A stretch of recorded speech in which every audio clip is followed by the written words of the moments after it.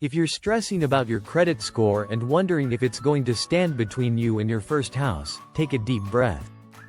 Because today, we're breaking down the real credit requirements for mortgages.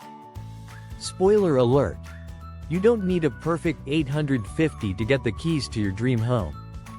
Let's bust some myths and talk about what really matters to lenders. Your credit score is like a financial report card. It tells lenders how responsible you've been with debt. But here's the thing. It's not the only factor in getting approved for a mortgage. For first-time buyers, most programs want to see a credit score of at least 640, but FHA loans will go as low as 580. And if you're a veteran? VA loans don't even require a credit score. So no, you don't need an 800+ score to get approved. Here's the reality. Conventional loans often require just a 620. FHA loans? You can qualify with a 580 score and just 3.5% down. And if you can put 10% down, FHA will even accept a score as low as 500. So if your score isn't perfect, don't stress, you're still in the game. Credit score is just one piece of the puzzle.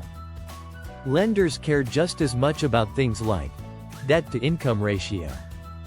Lenders want to make sure your monthly debts, like car payments, student loans, and credit cards, don't eat up too much of your income. The lower your debt-to-income ratio, the better your chances of approval and better loan terms. Income stability. Have you been working consistently for at least 2 years? If you're self-employed, lenders will want to see steady income through tax returns and bank statements. Down payment. No, you don't need 20%.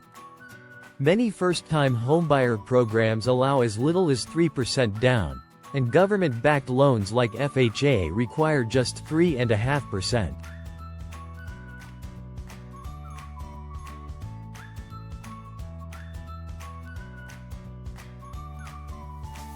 VA and USDA loans? 0 down. To boost your approval odds and get better mortgage terms, do this. Pay down debt. Lowering your debt-to-income ratio can make a huge difference. Save for a bigger down payment. Even an extra 2 or 3% can improve your loan terms. Keep records. Rent payments, utility bills, and bank statements can all help if you have limited credit. Avoid new debt. Don't open new credit cards or finance a car before applying for a mortgage.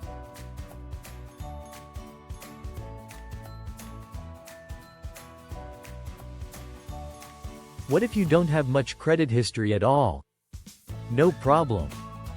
Lenders can use a process called manual underwriting to qualify you. Instead of a credit score, they look at things like rent payments, utility bills, and/or insurance payments. Know the difference between pre-qualification and pre-approval. Pre-qualification is a quick estimate. Lenders take a general look at your finances, but it doesn't guarantee approval.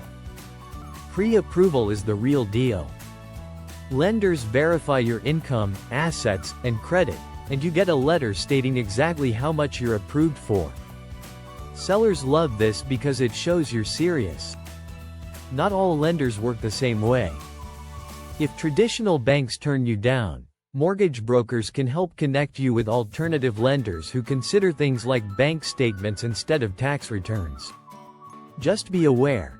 Subprime loans exist, and they come with higher interest rates. But don't let that scare you, just be informed and explore your options. So, if your credit isn't perfect or your income is non-traditional, don't assume homeownership is out of reach. There are plenty of ways to qualify for a mortgage, from manual underwriting to government-backed loans.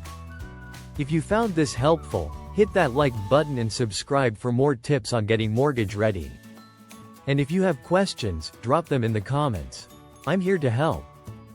See you in the next video, and happy house hunting.